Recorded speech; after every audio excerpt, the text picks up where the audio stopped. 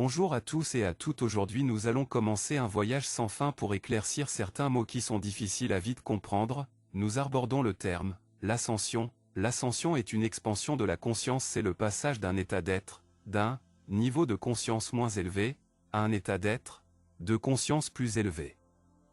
Un alcoolique qui devient sobre, ascensionne, un dépressif qui devient optimiste, ascensionne, le colérique qui trouve la paix intérieure, ascensionne, l'être éveillé qui expérimente l'unicité ascensionne.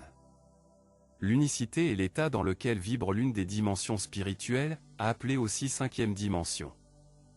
C'est un état de conscience où ne règne aucune division, dans lequel ne règne aucune hiérarchie, un état dans lequel nous sortons du jugement bien ou mal, bon ou mauvais, positif ou négatif. Un niveau de conscience où nous sommes sortis de la dictature des polarités, trouvant l'équilibre parfait, l'harmonie, la voie du milieu. Vivre l'unicité, c'est ce que veut exprimer Lao Tse, lorsqu'il dit « cessez toute pensée ».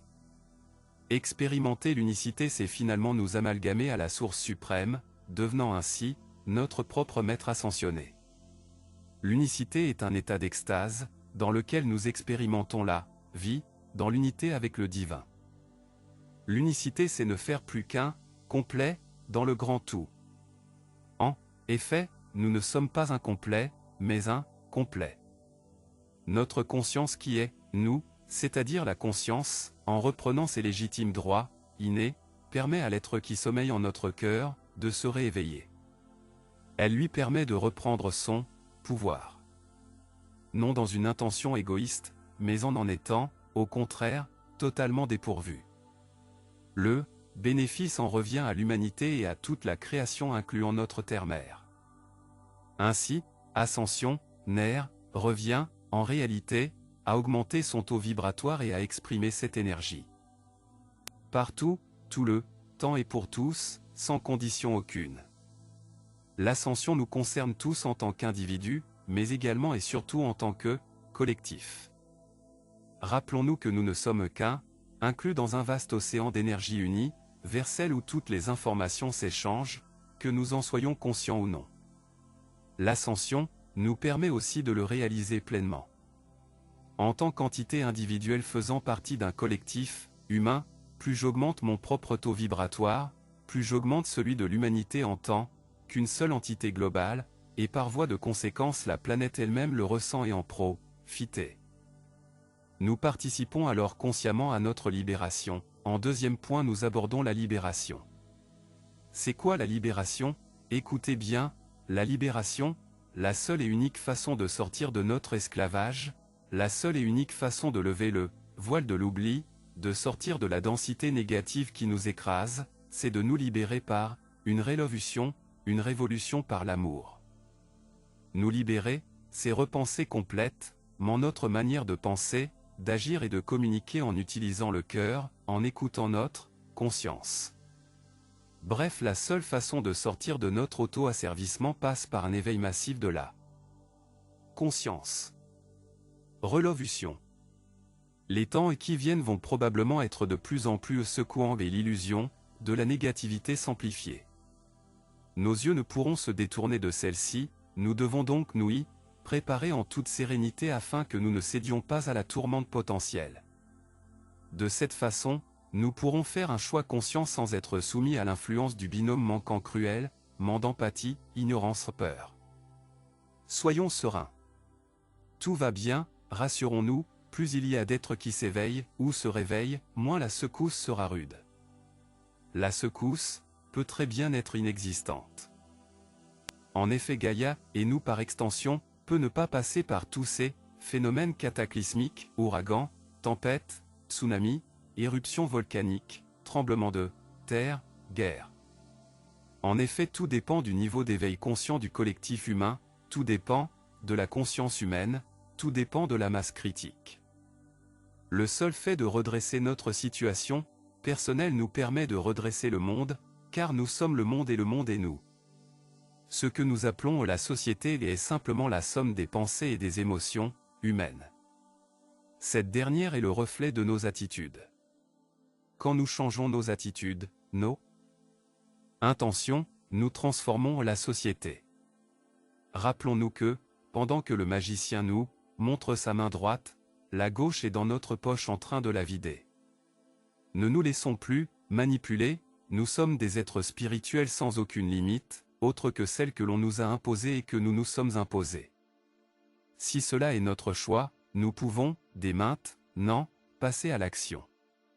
Oui, il y a un travail à faire sur soi, non pas difficile, auto-limitation, mais nécessitant de la discipline. Utilisons nos pensées et notre mental comme des amis, orientons-les de telle sorte qu'ils soient bienveillants. Dans un but non égoïste, mais plutôt altruiste, sans attendre, en retour. Donner est un don en soi. Oui, nous pouvons chercher à assister les autres, oui nous pouvons prendre le temps d'écouter nos pensées avant d'agir. Sont-elles dénuées d'égoïsme? Est-ce une pensée en accord avec ma conscience? Est-ce la peur qui me fait penser cela? Vais-je me battre jusqu'au bout afin de défendre la vérité de ma conscience, de mon cœur? Y a-t-il une condition? Un si et quelque part? Oui, nous pouvons filtrer toutes nos pensées par le tamis du cœur, de la conscience. À cet instant, le mental, d'où sont puisées nos pensées, devient notre meilleur ami et nous assiste dans cette nouvelle prise de conscience. À force de volonté ou de volition, nous susciterons immanquable, blême, le moment où, de tamis nous n'aurons plus besoin, car le seul cœur pilotera l'expérience de nos vies. Soyons vigilants, car l'ego trouvera toujours des excuses pour ne pas faire, l'ego nous fera toujours agir sous l'impulsion de la peur et de tous ses dérivés, l'ego subtilement nous séduira en nous distrayant, l'ego nous dira que nous ne pouvons pas le faire, que c'est trop dur. L'ego nous découragera en nous disant que ce n'est pas pour nous. Que ce n'est pas nous, que c'est impossible. L'ego posera des conditions, des oui mais et des si. L'ego voudra toujours avoir raison et voudra toujours donner tort à l'autre et ce, sans vergogne, ni empathie. Tous les je ne sais pas où j'en suis, les plus je vais m'élever plus je vais voir des esprits, ou des soucoupes volantes dans le ciel, je vais déplacer les objets, tout ceci provient de notre mental ego qui ne cherche qu'à se sustenter sauf que tout ceci n'est en rien un travail mental, mais spirituel. Le travail de reconnexion se situe à un niveau beaucoup plus subtil. À un degré énergétique, finalement se poser des questions c'est humain. Oui, mais, nous ne sommes pas des humains, limités et ignorants, nous sommes des êtres spirituels illimités qui sublimant notre humanité, tant que nous agissons, pensons, parlons comme des hommes, nous nous dirons que, c'est normal et que nous n'y pouvons rien. Pourtant cette situation est contre nature et nous, sommes créateurs de notre propre réalité et par conséquent, de celle des autres. En co-créant la disharmonie, le déséquilibre avec notre vraie nature, nous co-créons nos maladies. L'harmonie c'est la santé. Harmonisons-nous avec notre être intérieur. L'être intérieur, lui, donne sans condition et sans attente. L'être intérieur exprime la sagesse, il nous guide vers ce qui est juste, et ce qui est juste, ce sont les autres. L'être intérieur utilise toujours les attributs de la source de tout pouvoir, l'être intérieur ne pose pas de questions car il est la réponse. L'être intérieur n'éprouve pas l'irrémédiable questionnement, il croit. N'en déplaise à Monsieur d'Aquin, Thomas de son prénom, l'être intérieur croit même et surtout ce qu'il ne voit pas. Car, lui, perçoit, avec les yeux du cœur de Dieu en nous, l'être intérieur est créatif, intuitif et en abondance en plus. L'être intérieur n'est ni notre mental, ni notre ego, ni nos pensées, il est notre conscience, en fait il est conscience infinie et éternelle. Prêtons attention à notre bonne conscience, qu'il pleuve ou qu'il vente car tout cela n'a d'autre but que de nous assister dans notre élévation, ne perdons plus notre temps à juger si cela est bien ou mal, car nous restons dans l'illusion de la dualité séparatrice et génératrice de souffrance, la souffrance n'étant que le manque de bonheur. Tout ce qui intervient dans notre instant présent éternel, ne sont que des marches à gravir et, tant que nous continuerons à marcher droit, alors, et vous connaissez la métaphore, c'est comme un long tunnel sombre au bout duquel il y a la lumière, certes, mais aussi et surtout au bout du tunnel il y a nous, souriant et nous attendant avec la joie et la paix au cœur. rendons-nous service, retrouvons-nous. Le principal problème rencontré est que ceux qui contrôlent ou plutôt qui contrôlaient le monde davidique n'ont aucune envie de voir leurs esclaves s'émanciper.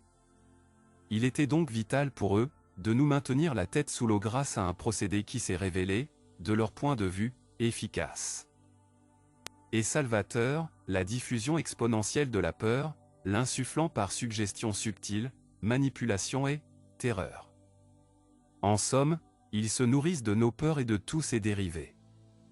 Du reste, comme nous sommes pure conscience, comme nous sommes esprits dans la chair, nous sommes donc au même titre que tout le reste de la création, une énergie, mais une énergie très puissante. Notre puissance créatrice est telle que nous sommes soumis aux lois universelles, telles que la loi du libre arbitre. Eux aussi sont soumis à cette loi, ils ne peuvent pas nous imposer ce que nous ne voulons pas faire lorsque nous en sommes conscients. En effet, rien n'est possible sans notre consentement. Mais, attention, ne rien faire ou ne rien dire revient à accepter, à donner notre consentement. Nous connaissons l'adage qui dit « qui ne dit mot consent ».